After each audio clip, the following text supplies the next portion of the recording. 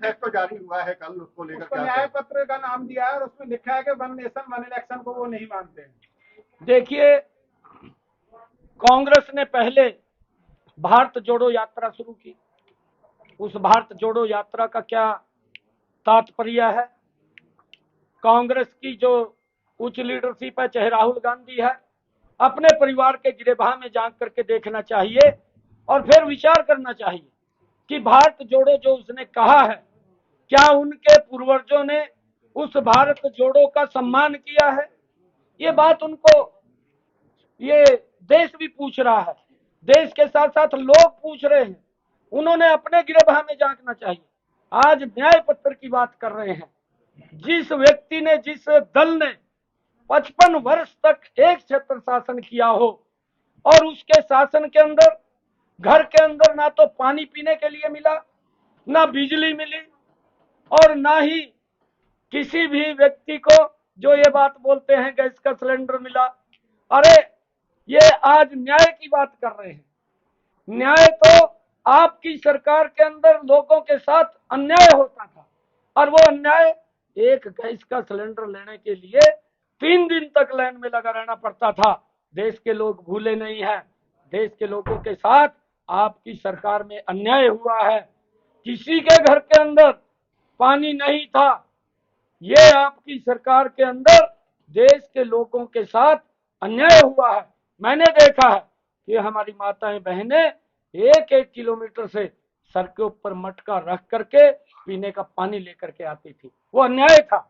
नरेंद्र मोदी जी ने न्याय किया है। इन्होंने तो गैस का सिलेंडर लाइन में दिया। नरेंद्र मोदी जी ने न्याय किया है, उस लाइन को खत्म किया और लाइन को खत्म करके उस माता बहन के घर के अंदर भी गैस का कनेक्शन सिलेंडर पहुंचाया, जिसके घर के अंदर गैस का सिलेंडर कनेक्शन नहीं था। और हर घर के अंदर नल और स्वच्छ जल पहुंचाने की व्यवस्था भी ये न्याय नरेंद्र मोदी जी ने किया है।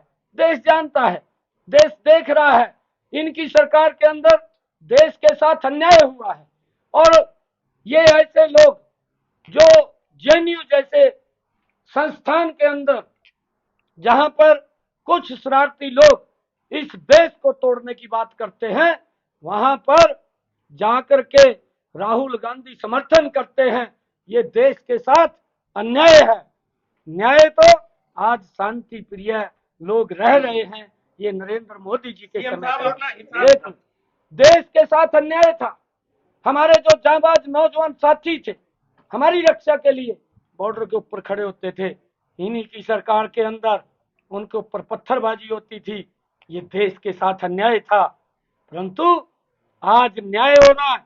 आज उन नौजवानों के ऊपर ना तो पत्थरबाजी है और ना पत्थरबाज दिखाई देते हैं। ये देश के साथ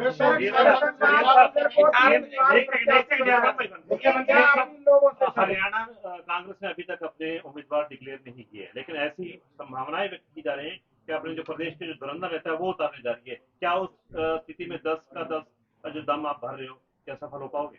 अभी तो कांग्रेस ने अपना मैनिफेस्टो उतारा है मैदान में, अभी तो देख रही है। धुरंधर उतारने की बात कर रही है। अभी कौन से धुरंधर आएंगे? जो इनके बड़े नेता हैं वो तो इलेक्शन लड़ने से बच रहे हैं।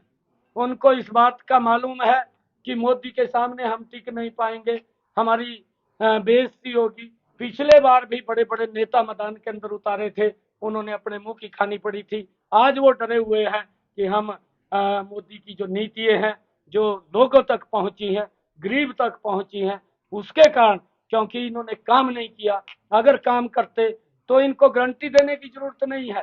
आज न्याय की बात कहने की जरूरत नहीं है।